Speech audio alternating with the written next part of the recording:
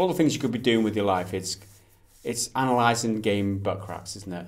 You know, it's the holy grail. It's like, what do you want to be when you grow up, little Tommy? I want to be analysing. I want to write about pretend arses. No, just me. So you guys might have noticed that there's a little bit of a change in the videos the last few days. Maybe a little bit of extra reverb in the room here. That's because we've moved offices, haven't we? Yeah, that's right. We're in a totally new place now. A nice spacey environment. We're yet to sort out the audio issues, obviously. We'll get round to that, so, you know, quit complaining. I don't think anyone noticed at all. Bethesda's taken some flack over the last couple of weeks for the inclusion of what many would call paid mods in its games, and that's probably because they're paid mods. The Creation Club, as it's called, was unveiled at E3 and has been rolled out for Fallout 4 last week, with Skyrim content to follow soon. It was roundly criticised by many on the internet, including us, for being a complete rip-off and the cynical monetization of something that's otherwise readily available free of charge. Mods are fan-created items, changes, conversions, missions, basically anything you can imagine that are, yes, made by fans and are free to download and install to enjoy in games like Skyrim and Fallout. The Creation Club is exactly that, except, you know, you've got to pay for it. But Bethesda has been defending the shit out of it this week, referring to it instead as mini DLC rather than mods. The Creation Club FAQ insists mods will remain a free and open system where anyone can create and share what they'd like. Most of the Creation Club content is created internally, some with external partners who have worked on our games, and some by external creators. Bethesda PR boss Pete Hines took to Twitter to insist that they're not DLC, they're not mods, they're just more like mini DLC, if that makes any difference at all. And also, it's not that really, but it's Creation Club content. So that clears that up. We're trying something new, he said. Paid mods are when modders can charge for their mods. This simply isn't that. That clears all up. Surely nobody's buying this bullshit. It's just arguing semantics. It's just terminology. It doesn't matter how you describe it. What it is paying money for mods. That is the end result of what, no matter how you describe it, that's what happens, and people don't like doing that. What I don't like is the fact that it's been free for so long, vast quantities of stuff that you can just download and install at your own will. You can have hundreds of mods in your games at any one time. It's just a treasure trove of stuff. They've just kind of skimmed a little bit off the top of that and said, we need to make money out of this. Not only that, but they won't even admit that that's what they're doing. And apparently the actual Creation Club content is part of the game. It's actually in the game that gets unlocked. Yeah. After, you know, it's already on your system. It only unlocks it when you pay your microtransaction. How the f can you trust these people when they can't even be honest that they're f***ing paid mods? In other Bethesda news this week, the company has revealed it has an as yet unannounced game in the works, and not only that, it's out this year, but don't get too excited just yet. Speaking at PAX West, Bethesda head of PR Pete Hines, yes, him again, told Tech Syndicate, we have a ton of stuff going on, and we even have a game coming out this year that we haven't even told anybody about yet. They can wait, it won't be so long. Sounds intriguing, right? We all thought Bethesda revealed their entire slate for 2017 at E3 this year. They've been holding something back, maybe. Well, no. Hines immediately retracted his statement on Twitter, saying, I probably just had a concussion from the beating I took online and was rambling, ignore. He's probably got a concussion from him getting a slap around the head in a conference room somewhere because he made a mistake. It's pretty suspicious for him to go, oh, there's a game coming, and then suddenly go, nope, there's no game coming.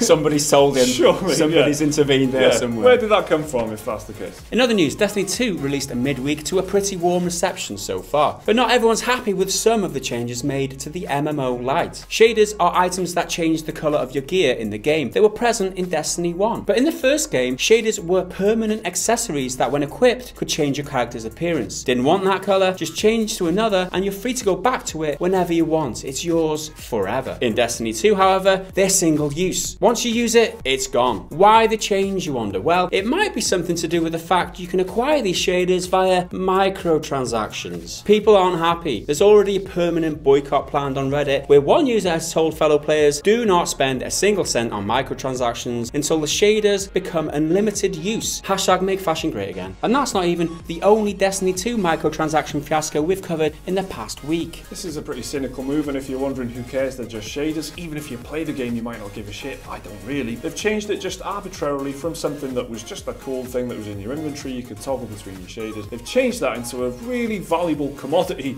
You might be reluctant to use the shader because once you've used the shader, it's gone. This is a horrible idea, and it's just there to make those microtransactions just a little bit sweeter. Also in the news this week, Sonic Mania, a game that was kind of balked on the PC thanks to the DRM system that was stuffed in there to fight piracy, was cracked and pirated in just 8 days. Yep, the famously uncrackable Denuvo DRM has once again been cracked, and this time it took just over a week to pull off. This one kind of stings a bit though, because of the problems that, at least in some people's eyes, were actually caused by Denuvo in Sonic Mania. People were pretty upset because, among other things, the game couldn't be played offline until people complained about it and they patched it. That's right, you had to be online to play the single-player 2D platformer Sonic the f***ing Hedgehog. Not only that, there was no forewarning of this on the Steam page, and players only found out after the game came out, and they'd already bought it. The company's only kind of used Denuvo to protect the launch window, at least that's what we're told anyway. They only care about that first week or so of sales, so this Denuvo in their eyes has still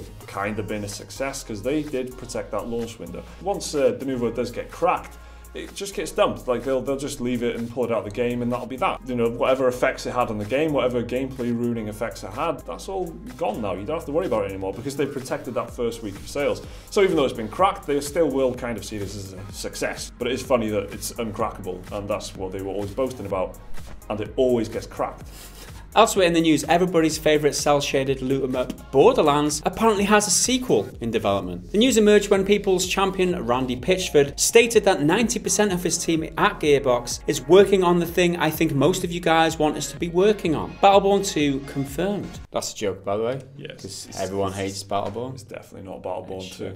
Let's hope it's not anal.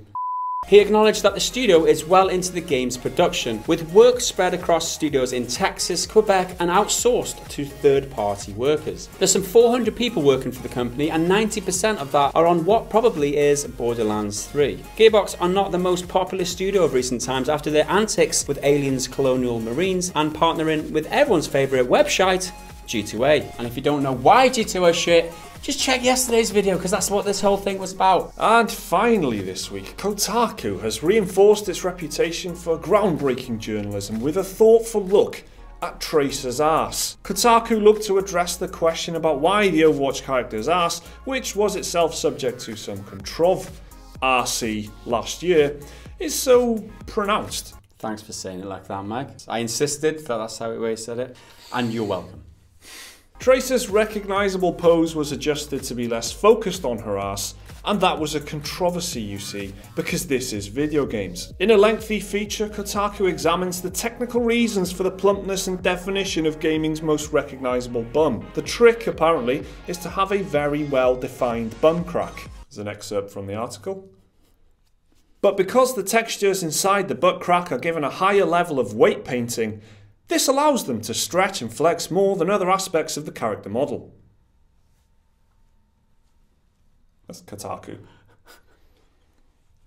So give us your theories and hypotheses about Tracer's butt crack down in the comments below. Like the video if you've enjoyed it, subscribe if you're new around here, check out more of our content on your screen there. You can support us on Patreon if you're awesome, and we'll see you again in the next video. Bye for now.